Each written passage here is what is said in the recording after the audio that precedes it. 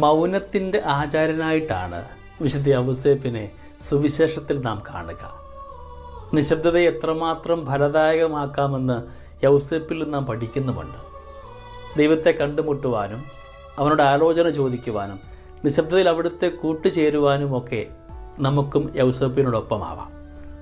ഇന്ന് മാർച്ച് 19 വിശുദ്ധ യൗസേപ്പ് പിതാവിൻ്റെ ഈ മരണത്തിരുനാളിൻ്റെ എല്ലാ മംഗളങ്ങളും സ്നേഹാശംസകളും നിങ്ങൾക്ക് ഏവർക്കും നേരുന്നു. ജോസഫ് നാമധാരികളെ എല്ലാവരെയും ഏറെ സ്നേഹത്തോടുകൂടെ ഇന്നിൻ്റെ ഓരോ പ്രാർത്ഥനയിലേക്കും ചേർത്ത് വയ്ക്കുകയും ചെയ്യുന്നു. വിശുദ്ധ യൗസേപ്പിൻ്റെ ജീവിതത്തിലൂടെ നമുക്കൊരു തീർത്ഥയാത്ര നടത്താം. സുവിശേഷങ്ങൾ വളരെ വിശാലമായ അർത്ഥത്തിൽ വിശുദ്ധ യൗസേപ്പ് പിതാവിനെ ദാവീദിൻ്റെ പുത്രൻ എന്ന് വിളിക്കുന്നു. വിശുദ്ധ മത്തായി, വിശുദ്ധ ലൂക്ക എന്നിവരുടെ വംശാവലി വിവരണങ്ങളിലാകട്ടെ യാക്കോബിൻ്റെ മകൻ, ഹേലിയുടെ മകൻ എന്നീ പരസ്പര വിരുദ്ധമായ സൂചനകളാണ് നൽകുന്നത്. ആരായിരുന്നു നസ്രത്തിലെ തച്ചനായ ജോസഫ്? അദ്ദേഹത്തിൻ്റെ വേരുകൾ എവിടെയാണ് കാണുന്നത്? ഈ വിഷയത്തിൽ നമുക്ക് തൃപ്തികരമായ ഉത്തരം ലഭിക്കുന്നത് സിക്സ്റ്റസ് ജൂലിയസ് ആഫ്രിക്കാനോസ് എന്ന AD 2-ാം നൂറ്റാണ്ടിൽ ജീവിച്ചിരുന്ന ചരിത്രകാരനിൽ നിന്നുമാണ്. ഇദ്ദേഹമാണ് മറിയത്തിൻ്റെ മംഗളവാർത്ത മാർച്ച് 25-നും ഈശോയുടെ ജനനം ഡിസംബർ 25-നുമാണെന്ന് ആദ്യമായി രേഖപ്പെടുത്തിയത്.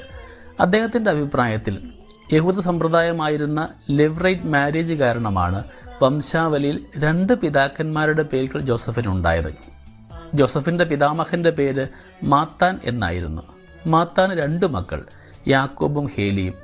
യാക്കോബ് വിവാഹം കഴിക്കുകയും സന്താനമില്ലാതെ മരിക്കുകയും ചെയ്തു. ലെവറൈറ്റ് നിയമപ്രകാരം സഹോദരനായ ഹേലി യാക്കോബിൻ്റെ ഭാര്യയെ വിവാഹം ചെയ്ത് സഹോദരന് വേണ്ടി സന്താനങ്ങളെ ജനിപ്പിച്ചു. ആ വിവാഹത്തിൽ ജോസഫ്, അൽപ്പയൂസ്, ക്ലേപ്പാസ് എന്നീ മക്കൾ ജനിച്ചു. ഇതിൽ അൽപ്പയൂസിൻ്റെയും ക്ലേപ്പാസിൻ്റെയും മക്കളാണ് യേശുവിൻ്റെ സഹോദരന്മാർ എന്ന് സുവിശേഷങ്ങളിൽ വിളിക്കപ്പെടുന്ന യാക്കോബ്, യോസെ, യൂദ, ശെമയോൻ എന്നിവർ. മത്തായി സുവിശേഷകൻ തൻ്റെ വംശാവലി എഴുതിയപ്പോൾ യഹൂദ ക്രിസ്ത്യാനികൾ വായനക്കാരായതിനാൽ യഹൂദ ലെവറൈറ്റ് നിയമപ്രകാരമുള്ള നൈയാമിക പിതാവായ യാക്കോബിൻ്റെ പേര് ജോസഫിൻ്റെ പിതൃസ്ഥാനത്ത് നൽകുകയും ലൂക്ക ഈ യഹൂദ പാരമ്പര്യം അറിയാത്ത വിജാതി ക്രിസ്ത്യാനികൾക്ക് എഴുതിയതിനാൽ തൻ്റെ വംശാവലിയിൽ ജൈവശാസ്ത്രപരമായി പിതാവായ ഹേലിയുടെ പേര് പിതൃസ്ഥാനത്ത് നൽകുകയുമാണ് ചെയ്തത്. ജോസഫിൻ്റെ അമ്മയുടെ പേര് ചില അപ്രമാണിക ഗ്രന്ഥങ്ങളിൽ റാഹേൽ എന്നായിരുന്നു എന്ന് കാണുന്നുണ്ട്. തികച്ചും യാദൃച്ഛികമായിരിക്കാം. പൂർവ്വ യൗസേപ്പിൻ്റെ അമ്മയുടെ പേരും റാഹേൽ എന്നായിരുന്നല്ലോ. AD 2-3 നൂറ്റാണ്ടുകളിലേത് എന്ന് വിശ്വസിക്കപ്പെടുന്ന proto evangelium of James, Joseph the carpenter, the Panarion തുടങ്ങിയ പുരാതന ഗ്രന്ഥങ്ങളിൽ ജോസഫിൻ്റെയും മേരിയുടെയും വിവാഹത്തെക്കുറിച്ച് പരാമർശിക്കുന്നുണ്ട്. ഇതിൽ പ്രകാരം ദാവീദിൻ്റെ വംശത്തിലെ ജോവാക്കീമിനും അന്നയ്ക്കും നീണ്ട കാലത്തെ അനബദ്ധ ദുഃഖത്തിനൊടുവിൽ വാർദ്ധക്യത്തിൽ ജനിച്ച മകളായിരുന്നു മറിയം. പ്രാർത്ഥനയ്ക്കുത്തരമായി ലഭിച്ച വരദാനമായതിനാൽ മറിയത്തെ അവർ ദേവാലയത്തിൽ സമർപ്പിച്ചു. 3.5 വയസ്സ് മുതൽ വിവാഹപ്രായം വരെ മറിയം ദൈവാലയത്തിൽ ജീവിച്ചു എന്നാണ് ഈ ഗ്രന്ഥങ്ങൾ വിവരിക്കുന്നത്. മറിയത്തിന് 12 വയസ്സുള്ളപ്പോൾ മാതാപിതാക്കൾ മരിക്കുകയും പിന്നീട് അവരുടെ ഉത്തരവാദിത്തം പ്രധാന പുരോഹിതൻ്റെ ചുമതലയാവുകയും ചെയ്തു. മറിയത്തിന് 14 വയസ്സ് പ്രായമുള്ളപ്പോഴാണ് വിവാഹം കഴിച്ച് അയക്കുവാനുള്ള ആലോചനകൾ വരുന്നത്. മറിയം യൂദ ഗോത്രത്തിൽപ്പെട്ടവളായതിനാൽ അതേ ഗോത്രത്തിൽ നിന്നുള്ള പുരുഷന്മാർ ദൈവാലയത്തിൽ എത്തിച്ചേരുവാനുള്ള അറിയിപ്പ് നൽകി. ജെറുസലേമിനടുത്തുള്ള ബെത്ലഹേംകാരനും ബ്രഹ്മചര്യവ്രതം കാത്തുസൂക്ഷിക്കുന്ന നാസിർ വ്രതക്കാരനുമായ ജോസഫും പുരോഹിതന്മാരുടെ ശാസന ധിക്കരിക്കാനാവാത്തതിനാൽ ദൈവാലയത്തിലെത്തി. പ്രധാന പുരോഹിതൻ വന്നെത്തിയ ഓരോ ചെറുപ്പക്കാരുടെയും കൈവശം ഓരോ ഉണങ്ങിയ ലില്ലിത്തണ്ടുകൾ നൽകുകയും പ്രാർത്ഥനയുടെ സമയത്ത് സ്വർഗത്തിൻ്റെ സാക്ഷ്യമെന്നോണം ജോസഫിൻ്റെ വടി തളർത്ത് അതിൽ ലില്ലിപുഷ്പങ്ങൾ വിരിയുകയും ചെയ്തു. ഈ പാരമ്പര്യം അനുസ്മരിച്ചാണ് ചിത്രങ്ങളിൽ യൗസേപ്പ് പിതാവിൻ്റെ കരങ്ങളിൽ ലില്ലിപുഷ്പം കാണപ്പെടുന്നത്. മറിയത്തിൻ്റെയും ജോസഫിൻ്റെയും വിവാഹ നിശ്ചയം നടത്തിക്കൊണ്ട് ഇസ്രായേലിലെ ഏറ്റവും പരിശുദ്ധമായ കന്യകയെ നിനക്ക് ഭരമേൽപ്പിക്കുന്നു, നീ കൂടുതൽ കൂടുതൽ അവൾക്ക് യോജിച്ചവനാവുക എന്ന പ്രധാന പുരോഹിതൻ്റെ അനുഗ്രഹത്തിന് എൻ്റെ ശക്തിയും പുരുഷൻ എന്ന നിലയിലുള്ള അധികാരവും മേരിയുടെ സേവനത്തിന് നൽകുന്നു എന്നായിരുന്നു ജോസഫിൻ്റെ മറുപടി. മറിയം ബൾത്തോർത്തായുടെ ദൈവമനുഷ്യൻ്റെ സ്നേഹഗീതയിൽ ഇതിന് സമാനമായ വിവരണം നമുക്ക് കാണുവാനും സാധിക്കും. വിവാഹ നിശ്ചയം കഴിഞ്ഞ ശേഷം മറിയം മാതാപിതാക്കൾ മരിച്ചു കഴിഞ്ഞതിനാൽ നസ്രത്തിലെ ഭവനത്തിലേക്ക് തിരികെ പോയി. അവിടെ താമസിക്കുകയാണ് ചെയ്തത്. അവിടെ വെച്ചാണ് അവൾ മംഗളവാർത്ത ശ്രവിക്കുന്നത്. ദ ഡേ ക്രൈസ്റ്റ് ഡെഡ് എന്ന ഗ്രന്ഥത്തിൽ പറയുന്നത് വിവാഹ നിശ്ചയ സമയത്ത് ജോസഫിന് 26 വയസ്സായിരുന്നു പ്രായമെന്നും അയാൾ ആശാരിപ്പണിക്കാരനായിരുന്നു എന്നുമാണ്. ആശാരിപ്പണിക്കാരനായതിനാൽ നസറത്തിൽ നിന്ന് 6 കിലോമീറ്റർ മാത്രം അകലെയായിരുന്ന സെഫോറിസ് എന്ന നഗരത്തിൽ കേന്ദ്രീകരിച്ച് തൊഴിൽ തേടിയാണ് ജോസഫ് ബെത്ലഹേമിൽ നിന്നും നസറത്തിലെത്തിയതെന്ന് അനുമാനിക്കാം. വളരെ പ്രബലമായിരുന്ന പാരമ്പര്യം പറയുന്നത് മറിയത്തിന്റെ മാതാപിതാക്കൾ ജീവിച്ചിരുന്നത് സെഫോറിസിലായിരുന്നു എന്നാണ്. വിശുദ്ധ അന്നയുടെ നാമത്തിൽ സെഫോറിസിൽ മറിയത്തിന്റെ ഭവനം ഇരുന്നിടത്ത് കുരിശുയുദ്ധ പോരാളികൾ ഒരു ദൈവാലയം നിർമ്മിക്കുകയും ചെയ്തിരുന്നു. ജോസഫിന്റെ അന്ത്യനിമിഷങ്ങളെക്കുറിച്ച് അപ്രമാണീയ ഗ്രന്ഥങ്ങളും പാരമ്പര്യങ്ങളും പറയുന്നത് യേശുവിന് ഏകദേശം 30 വയസ്സ് പ്രായമുള്ളപ്പോഴാണ് ജോസഫ് മരിക്കുന്നതെന്നാണ്. ഇംഗ്ലണ്ടിലെ വിശുദ്ധ ബീഡിന്റെ രചനയിൽ ജെറുസലേമിന് സമീപം പുനരുത്ഥാന പ്രതീക്ഷയുടെ മണ്ണ് എന്നറിയപ്പെടുന്ന ജോസഫ താഴ്വരയിലാണ് മാർ യൗസേപ്പ് പിതാവിനെ സംസ്കരിച്ചതെന്ന് രേഖപ്പെടുത്തിയിട്ടുണ്ട്. AD 14 നൂറ്റാണ്ട് മുതലാണ് മാർച്ച് 19 ജോസഫിന്റെ മരണത്തിരുന്നാളായി ആചരിച്ച് നടത്തുന്നത്. വിശുദ്ധ ഫ്രാൻസിസ് സാലസും അൽഫോൺസ് ലിഗോരിയും ജോസഫിനെ നൽമരണ മധ്യസ്ഥനായി പ്രഘോഷിക്കുന്നുമുണ്ട്. ലോകത്തിലെ ഏറ്റവും സൗഭാഗ്യപൂർണമായ മരണമെന്നാണ് വിശുദ്ധ യൗസേപ്പ് പിതാവിന്റെ മരണത്തെ സഭാ പാരമ്പര്യങ്ങൾ വിശേഷിപ്പിച്ചത്. ദൈവപുത്രന്റെയും പരിശുദ്ധ മറിയത്തിന്റെയും സാമീപ്യത്തിൽ മരിക്കുന്നതിലും വലിയ ഭാഗ്യമരണം ഏതാണ്? കത്തോലിക്കാ സഭയിലെ പ്രമുഖ മിഷണറി മരിയ വോൾത്തോർത്ത ദൈവമനുഷ്യന്റെ സ്നേഹഗീതയിൽ ജോസഫിന്റെ അന്ത്യനിമിഷങ്ങളുടെ ദർശനം വിശദമായി നൽകുന്നുണ്ട്. തിരുക്കുടുംബത്തിന്റെയും തിരുസഭയുടെയും പാലകനായി വിശുദ്ധ യൗസേപ്പിനെ അംഗീകരിക്കുന്നതും ആദരിക്കുന്നതും സഭാ പാരമ്പര്യത്തോട് ചേർന്ന് നിൽക്കുന്ന യാഥാർത്ഥ്യമാണ്. വിശുദ്ധ ജെറോമിന്റെ രചനകളിലാണ് സഭാ പാരമ്പര്യത്തിൽ ആദ്യമായി യൗസേപ്പ് പിതാവിനെക്കുറിച്ചുള്ള ദൈവശാസ്ത്ര ദർശനം കാണുന്നത്. 4-ാം നൂറ്റാണ്ടിൽ പരിശുദ്ധ കന്യകാ മറിയത്തിന്റെ കന്യാത്വത്തെ നിരസിക്കുന്ന പ്രബോധനങ്ങളെ നിരാകരിച്ചുകൊണ്ട് അദ്ദേഹം എഴുതിയ കോന്ത്രെ ഹെൽവിദിയൂസ് എന്ന ലേഖനം പരിശുദ്ധ മറിയം മാത്രമല്ല വിശുദ്ധ യൗസേപ്പും ബ്രഹ്മചാരിയായിരുന്നു എന്ന ആശയത്തെ സമർത്ഥിക്കുന്നുണ്ട്. 8-ാം നൂറ്റാണ്ടു മുതൽ മാർ യൗസേപ്പ് അറിയപ്പെടുന്നത് കർത്താവിൻ്റെ രക്ഷകർത്താവ്, ഈശോയുടെ വളർത്ത പിതാവ് എന്നിങ്ങനെയാണ്. മധ്യശതകത്തിൽ പ്രത്യേകിച്ച് തോമസ് അക്വീനാസിന്റെ സുമ്മ തിയോളജിയ എന്ന രചനയിൽ യൗസേപ്പിനെ തിരുക്കുടുംബത്തിന്റെ സംരക്ഷകൻ, പ്രത്യേകിച്ച് മറിയത്തിന്റെയും ഉണ്ണീശോയുടെയും സംരക്ഷകൻ എന്ന നിലയിൽ പരാമർശിക്കുന്നുണ്ട്. 16 മുതൽ 19 വരെ നൂറ്റാണ്ടുകളിൽ വിശുദ്ധ യൗസേപ്പിനോടുള്ള ഭക്തി സഭയിൽ വളരുന്നതായി നാം കാണുന്നു.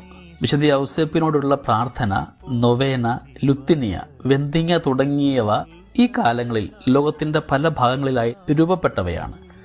സന്യാസ സഭകളോട് ചേർന്ന് പലപ്പോഴായി ഇങ്ങനെയുള്ള ഭക്താഭ്യാസങ്ങൾ വളർന്നു വന്നു.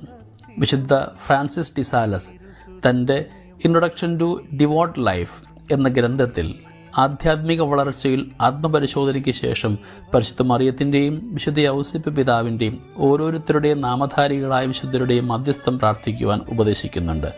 അമ്മ ത്രേസ്യായും കൊച്ചു ത്രേസ്യായും അവരുടെ ആത്മീയ വളർച്ചയിൽ വിശുദ്ധ യൗസേപ്പിനോടുള്ള ഭക്തി കാത്തുസൂക്ഷിച്ചവരാണ്. 15-ാം നൂറ്റാണ്ടിൽ സിക്സ്റ്റസ് 5-ാമൻ മാർപ്പാപ്പ മാർച്ച് 19 വിശുദ്ധ യൗസേപ്പ് പിതാവിന്റെ തിരുനാളായിട്ട് പ്രഖ്യാപിച്ചു. 1870 9-ാം പിയൂസ് പാപ്പ സാർവത്രിക സഭയുടെ സംരക്ഷകനായി കെ മോദും ദേവൂസ് എന്ന തിരുവെഴുത്തിലൂടെ വിശുദ്ധ യൗസേപ്പിനെ പ്രഖ്യാപിക്കുന്നുണ്ട്. 1889 ക്വാം പ്ലൂറീസ് എന്ന ചാക്രിക ലേഖനത്തിലൂടെ ലയോ 13-ാമൻ മാർപ്പാപ്പയും യൗസേപ്പ് പിതാവിനോട് സഭ മുഴുവൻ മധ്യസ്ഥം പ്രാർത്ഥിക്കണമെന്ന് ഓർമ്മിപ്പിക്കുന്നു. ദൈവം പരിശുദ്ധ മറിയത്തെയും ഉണ്ണീശയെയും സംരക്ഷിക്കാൻ ഏൽപ്പിച്ചതാണ് എന്നതിനാൽ യൗസേപ്പ് മറ്റേത് മനുഷ്യ വ്യക്തിയേക്കാൾ മാനുഷിക ഔന്നത്യത്തെ ഉയർത്തിപ്പിടിച്ചവനാണെന്ന് ലയോ 13-ാമൻ പാപ്പ പഠിപ്പിക്കുന്നു. വിശുദ്ധ ജോൺ 23-ാം മാർപ്പാപ്പ 2-ാം വത്തിക്കാൻ കൗൺസിലിന്റെ ആരംഭത്തിൽ കൗൺസിലിന്റെ മുഴുവൻ കാര്യങ്ങളും മാർ യൗസേപ്പ് പിതാവിന്റെ സംരക്ഷണയ്ക്ക് ഭരമേൽപ്പിക്കുകയും കൗൺസിൽ കാലം മുഴുവൻ വിശുദ്ധ കുർബാനയിൽ പരിശുദ്ധ കന്യകാ മറിയത്തോടൊപ്പം യൗസേപ്പിന്റെ പേരും സ്മരിക്കണമെന്ന് നിഷ്കർഷിക്കുകയും ചെയ്തതും ജോസഫ് ഭക്തിയുടെ ചരിത്രത്തിലെ ശ്രദ്ധേയമായ അധ്യായമാണ്. ജോൺ പോൾ 2-ാമൻ മാർപ്പാപ്പ രക്ഷകന്റെ പാലകൻ റിഡം തോരിസ് കുസ്തോസ് എന്ന അപ്പസ്തോലിക ആഹ്വാനത്തിലൂടെ രക്ഷാകര ചരിത്രത്തിൽ യൗസേപ്പിനുള്ള മഹനീയ സ്ഥാനത്തെയും തിരുക്കുടുംബ സംരക്ഷകന്റെ ഔന്നത്യത്തെയും പ്രകീർത്തിക്കുന്നുണ്ട്. ദൈവരഹസ്യങ്ങളുടെ കാവൽക്കാരനും പിതൃശൈലിയുടെ അത്യുദാരഭാവവുമുള്ളവനായി യൗസേപ്പിനെ പാപ്പ മഹത്വവൽക്കരിക്കുന്നു. പക്വതയാർന്ന ഭർത്താവും കുടുംബനാഥനുമായി നീതിപൂർവകമായ ജീവിതം നയിച്ച യൗസേപ്പ് തച്ചൻ്റെ ജോലിയിൽ വ്യാപൃതനാകുന്നതിലൂടെ തൊഴിലിനെ ദൈവിക പദ്ധതിയുടെ ഭാഗമായി ഉയർത്തുന്നതിൽ പങ്കുകാരനായി എന്നാണ് പ്രബോധന രേഖയിൽ വിശുദ്ധ ജോൺ പോൾ രണ്ടാമൻ മാർപ്പാപ്പ പ്രസ്താവിക്കുന്നത്. ബെനഡിക്റ്റ് പാപ്പ യൗസേപ്പിൻ്റെ പേര് വിശുദ്ധ കുർബാന അനുസ്മരിക്കുവാൻ ആവശ്യപ്പെട്ടപ്പോൾ ദൈവഹിതത്തിന് സമ്പൂർണ്ണ സമർപ്പണം നടത്തിയ യൗസേപ്പ് പിതാവിൻ്റെ സ്ഥാനം രക്ഷാകരസത്തിൽ പരിശുദ്ധ മറിയത്തോടൊപ്പം ഉയർത്തുകയായിരുന്നു. ഫ്രാൻസിസ് പാപ്പായുടെ പിതൃഹൃദയം പാത്രിസ് കോർദി എന്ന അപ്പസ്തോലിക എഴുത്തിലൂടെ വിശുദ്ധ യൗസേപ്പിൽ നിറഞ്ഞു നിന്ന പിതൃഭാവത്തെ, സ്നേഹിക്കപ്പെട്ടതും സ്നേഹിക്കുന്നവനുമായ ദൈവിക ഭാവത്തെ തനിക്കേൽപ്പിക്കപ്പെട്ട തിരുക്കുടുംബത്തിൽ ധൈര്യസമേതം മൗനമായി പ്രഘോഷിക്കുന്ന പ്രവർത്തന നിരതമായ ഒരു പിതാവിനെ നമുക്ക് കാണാനാവും. അറിയാത്ത വഴികളിലേക്കും സാഹചര്യങ്ങളിലേക്കും അന്ധകാരത്തിലേക്കും ഇറങ്ങുമ്പോൾ ആധുനിക ജീവിതത്തിലും നിഴലുകളിലും അജ്ഞതകളിലും ദൈവഹിതത്തിൻ്റെ വെളിച്ചം കാണുവാൻ നമ്മെ പഠിപ്പിക്കുന്നവനാണ് വിശുദ്ധ യൗസേപ്പ്. തിരുക്കുടുംബത്തിൽ നിന്നും തിരുസഭയിലേക്കും അവിടെ നിന്നും നാം ഓരോരുത്തരുടെയും കുടുംബങ്ങളിലേക്കും ദൈവവിളികളുടെ ഉൾപ്പൊരുളുകൾ അറിയുവാൻ മൗനമായി ദൈവഹിതത്തിന് സമർപ്പിക്കുവാൻ നമ്മെ വിശുദ്ധ യൗസേപ്പ് പഠിപ്പിക്കുന്നു. അറിയാത്ത വഴിയിലൂടെ നടക്കേണ്ടി വരുമ്പോൾ, ജീവിതത്തിൽ കരുതലുണ്ടാകുമ്പോൾ, അപ്പുറം കാണാത്ത വളവുകളിലൊക്കെ അപകടങ്ങൾ പതിയിരിക്കുമ്പോൾ നമുക്കും യൗസേപ്പിനെ പോലെ ദൈവിക ദൂതനായിട്ട് കാതോർക്കാം. നമുക്ക് വേണ്ടിയും ഒരു ദൂതനെ ദൈവം അയക്കുന്നുണ്ട് കേട്ടോ. അത് സ്വപ്നത്തിലൂടെ, വ്യക്തികളിലൂടെ, ഇടവക കർമ്മങ്ങളിലൂടെ, മാതാപിതാക്കളിലൂടെ, മുതിർന്നവരോടെ കിട്ടുമ്പോഴൊക്കെ അവിടെയൊക്കെ ദൈവിക ശബ്ദമാണെന്ന് തിരിച്ചറിയുവാൻ യൗസേപ്പിനെ പോലെ സ്വപ്നത്തിൽ പോലും കിട്ടിയ ശബ്ദങ്ങളും ചിന്തകളും ഒക്കെ ദൈവികമാണെന്ന് തിരിച്ചറിയുവാൻ ശക്തിയുണ്ടായതുപോലെ നമ്മുടെ ജീവിത മേഖലയിലും ദൈവം അയക്കുന്ന ദൂതിനെയും ദൂതരെയും ഒക്കെ തിരിച്ചറിയുവാൻ നമ്മളെ യോഗ്യരാക്കണമെന്ന് നമുക്കിന്ന് പ്രാർത്ഥിക്കാം. യൗസേപ്പ് പിതാവിൻ്റെ വലിയ മാധ്യസ്ഥം നമ്മുടെ കൂടെ ഉണ്ടാവട്ടെ. യൗസേപ്പ് പിതാവ് നന്മരണത്തിൻ്റെ മധ്യസ്ഥം കൂടെയാണ് കേട്ടോ. ചുറ്റുവട്ടങ്ങളിൽ മരണാസന്നരായിരിക്കുന്ന ഓരോരുത്തരെയും ചേർത്ത് വയ്ക്കുകയും ചെയ്യാം.